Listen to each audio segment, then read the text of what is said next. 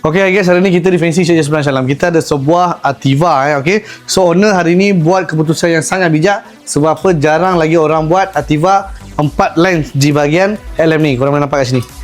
1, 2, 3, 4. Okay. So dia pakai AES X1M.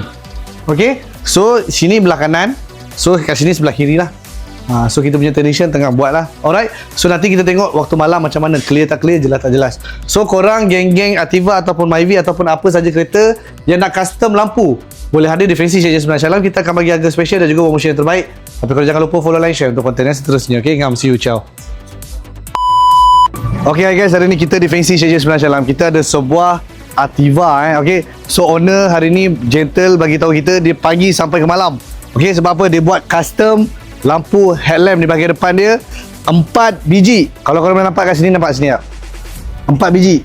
Okey, 4 biji mata. Korang boleh nampak? Tak boleh nampak. Ni 1, 2, 3, 4 biji mata. Okey. So, inilah dia punya tu. X1M LED projector. Sangat-sangat jelas and then clear. Okey. So, sekarang ni kita nak fokuskan, kita nak bagi tahu macam mana di bahagian depan dia, clear tak clear, jelas tak jelas. Okey. Teruskan. Okey. Kita tengok. Nampak? Sangat-sangat jelas and then clear, nampak? Sini dia ada gate line. Atas sana pun sama. Jadi ini adalah low beam dia. Bila low beam dia takkan mengganggu orang kata kereta di bahagian depan lah. So korang boleh nampak high beam.